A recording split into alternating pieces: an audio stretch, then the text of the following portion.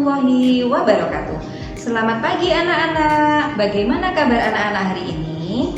Semoga anak-anak berada dalam keadaan sehat walafiat.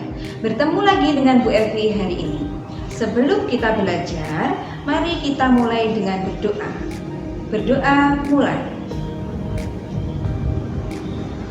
Selesai.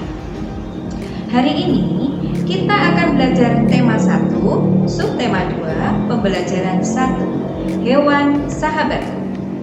Jika kemarin kita sudah belajar tentang tumbuhan dan manfaatnya, serta bagaimana tumbuhan berkembang biak, hari ini kita akan belajar tentang apa manfaat hewan bagi manusia dan bagaimana cara hewan berkembang biak.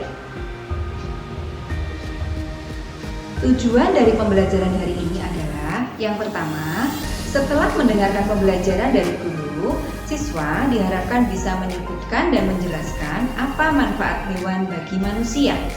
Yang kedua, setelah mendengarkan penjelasan dari guru, siswa dapat menjelaskan bagaimana cara hewan berkembang biak dan menggolongkan hewan menurut cara perkembangbiakannya. Seperti yang pernah kalian pelajari di kelas 5, bahwa hewan dapat berkembang biak melalui 3 cara.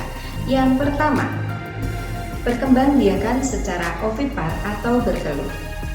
Pada perkembangbiakan secara ovipar, pembuahan bisa terjadi melalui 2 cara. Yang pertama adalah pembuahan internal, yang kedua adalah pembuahan eksternal.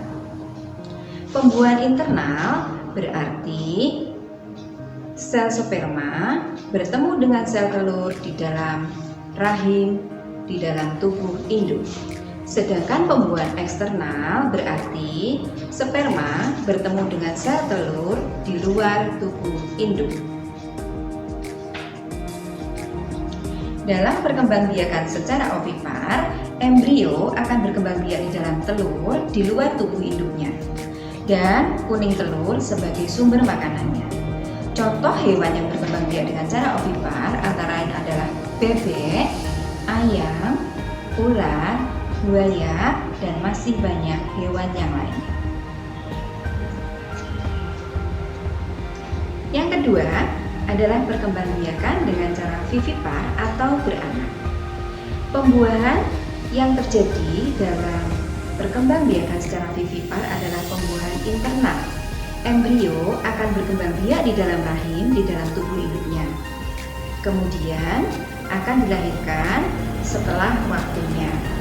Contoh hewan yang berkembang biak dengan cara vivipar adalah sapi, kerbau, kambing, kelinci, dan masih banyak hewan yang lainnya.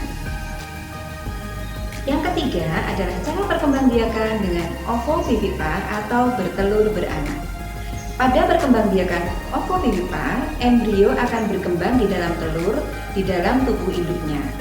Setelah telur menetas dalam tubuh induk, maka telur akan dikeluarkan oleh induk. Contoh hewan yang berkembang biak secara ovovivipar adalah sebagian ular dan kadal. Nah, sekarang kita akan belajar tentang pemanfaatan hewan bagi manusia. Bagi manusia, hewan dimanfaatkan untuk beberapa keperluan.